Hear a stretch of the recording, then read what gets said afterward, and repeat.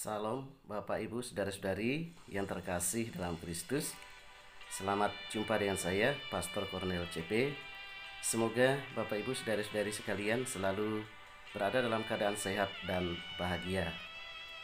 Bahan renungan kita kali ini adalah mengimani Yesus sebagai Raja semesta alam. Bahan renungan diambil dari Injil Matius bab 25 ayat 31 sampai dengan 46.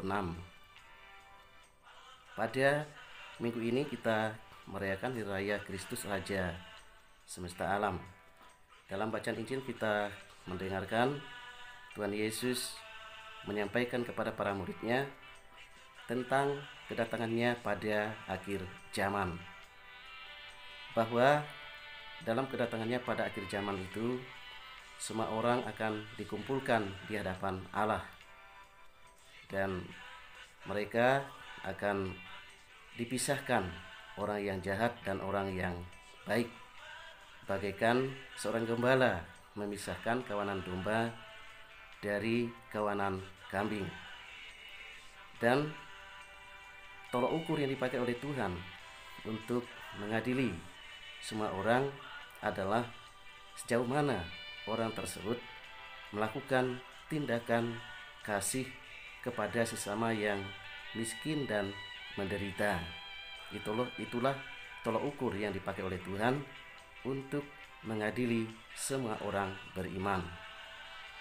Pada akhirnya orang yang jahat akan dimasukkan ke dalam api kekal dan orang yang baik akan dimasukkan ke dalam kehidupan yang kekal.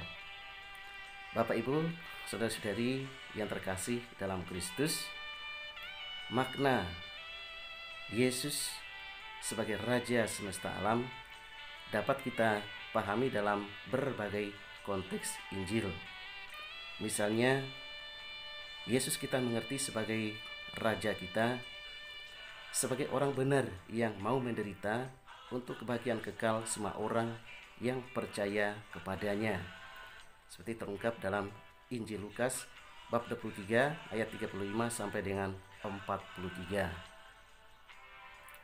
Gelar Yesus sebagai Raja semesta alam juga dapat kita pahami Yesus sebagai gembala yang baik, yang rela menderita dan menyerahkan nyawanya bagi domba-dombanya. Seperti terungkap dalam Injil Yohanes bab 10 ayat 11 sampai dengan 15. Nah, Bapak Ibu saudara-saudari yang terkasih dalam Kristus, sabda Injil pada hari ini kita diarahkan untuk memahami Yesus sebagai Raja dalam konteks akhir zaman. Bahwa pada akhir zaman Tuhan akan datang untuk mengadili semua orang dan akan dikumpulkan semua orang di hadapan Tuhan itu sendiri. Dan pada akhir zaman itu Tuhan akan mengadili semua orang atas dasar tindakannya masing-masing. Tindakan yang paling menentukan adalah tindakan belas kasih kepada sesama yang menderita dan miskin. Artinya ialah syarat utama seseorang untuk dapat memperoleh keselamatan kekal, untuk dapat masuk ke dalam kehidupan kekal adalah sejauh mana seseorang itu selama hidup banyak melakukan perbuatan-perbuatan baik, perbuatan-perbuatan kasih kepada sesama yang miskin, kepada sesama yang menderita, kepada orang-orang yang kecil di sekitar kita. Bapak Ibu saudara-saudari yang terkasih dalam Kristus, artinya ialah bahwa kebahagiaan sejati, keselamatan kekal hanya dapat kita peroleh kalau kita dalam selama hidup kita banyak melakukan perbuatan kasih kepada sesama. Bapak Ibu saudara-saudari yang terkasih dalam Kristus,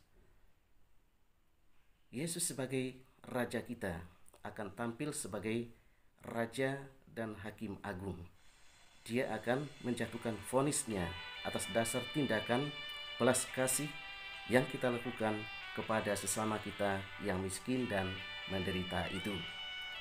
Oleh karena itu, Bapak Ibu saudara-saudari yang terkasih dalam Kristus, mari kita tingkatkan perbuatan-perbuatan baik, perbuatan-perbuatan kasih, menolong sesama kita lakukan dalam kehidupan sehari-hari.